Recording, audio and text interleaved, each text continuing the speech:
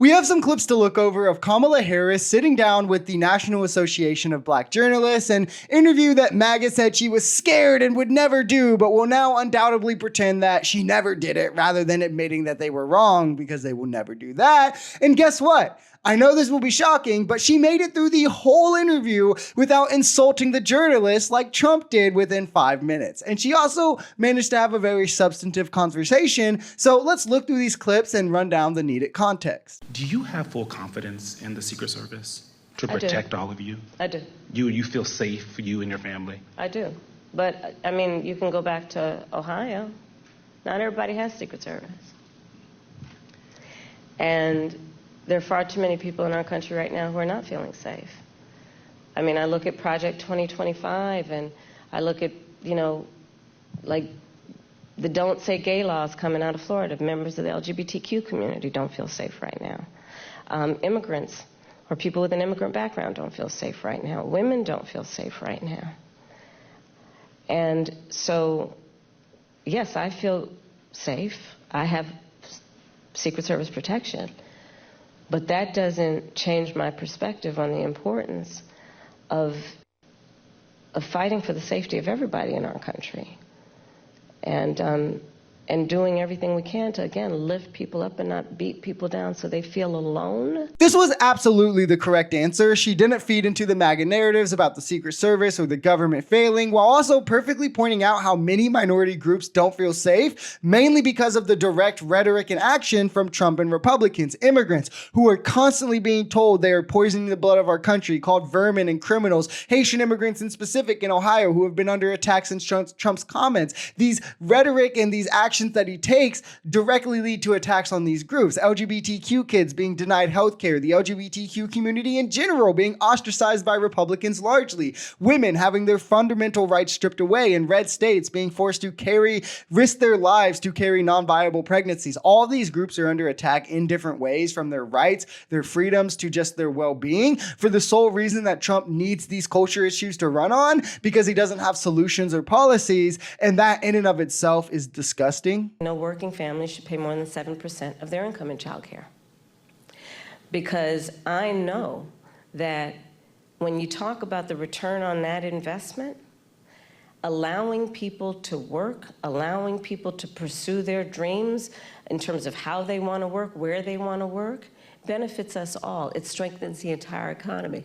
We saw, for example, during the pandemic, what happened.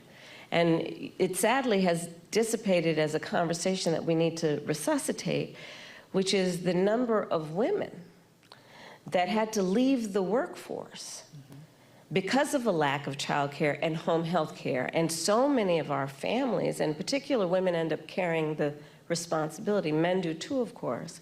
What we call people who are in the sandwich generation. Exactly. Who have young children and are also taking care of their parents. Right now, and it's been this way for a long time, families are spending around a minimum of 20% of their income on childcare. If you make less, obviously you're spending a larger percent, which is gravely expensive considering the amount you're also spending on rent, on bills, your car, groceries, whatever else it may be. So Kamala's plan to lower this to 7% while incentivizing more childcare workers by boosting their wages will be huge, and will especially help middle and low income families who often have to work opposite shifts and never see each other just to be able to have one parent at home with the child at all times, or who have to have one parent just stay home all day while the other one works because they simply can't afford childcare with how expensive it's gotten. Match that with Kamala expanding the child tax credit back to $3,600 and $6,000 for first-year families. She's actually talking about the issues families have with real solutions,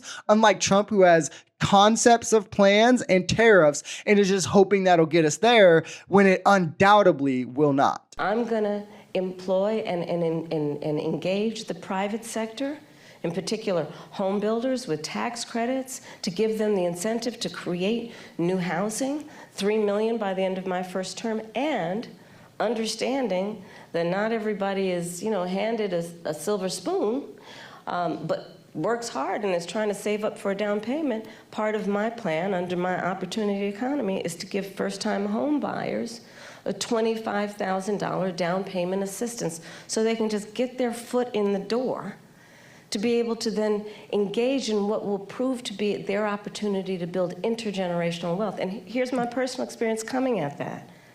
I grew up a middle-class kid. My mother was hardworking. She raised me and my sister Maya.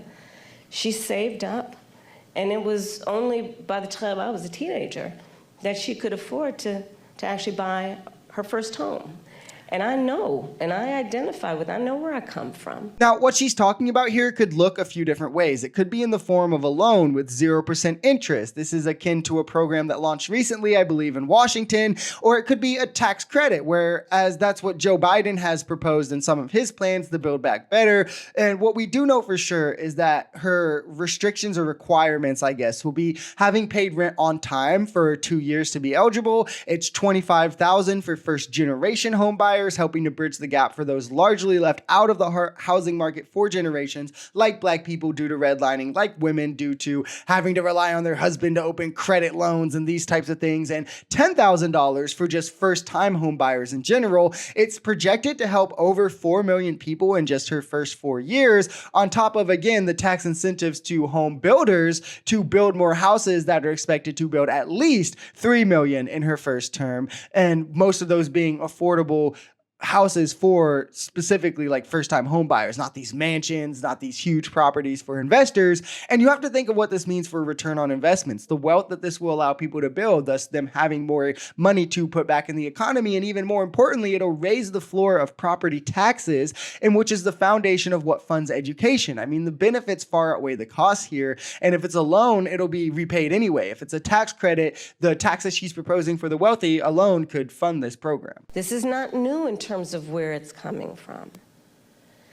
And, you know, whether it is refusing to rent to people, rent to Black families, whether it is taking out a full-page ad in the New York Times against 5 innocent Black and Latino teenagers, the Central Park 5, calling for their execution, whether it is referring to the first Black president of the United States with a lie, birther lies.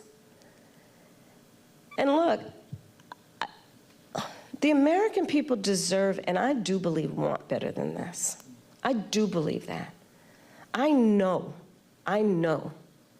the vast majority of us as Americans know we have so much more in common than what separates us. The history and pattern of racism from Donald Trump has long been displayed and cannot be understated or underspoken, so to speak. And people who say it doesn't matter or will decide to downplay it and vote for him anyway, it also says something about their character and what they value. And you probably shouldn't turn your back around those people if you're a person of color. It says they don't really care about racism anyway. They don't care about protecting minority groups, mostly because it probably doesn't affect them. But when someone shows you who they are, you should absolutely believe it. And for Trump to consistently show us the harm and danger, the problems that he causes minority groups, and for so many people to ignore it, they're just showing you who they are as well, whether it be the birther conspiracies that he spread about Obama, calling Michelle a man, attacking innocent Black kids, discriminating racially in housing or in his construction jobs, and spreading lies about Haitian immigrants. It's the same old tired playbook from Trump now, year after year after year after year, without ever really switching it up or trying to hide who he is.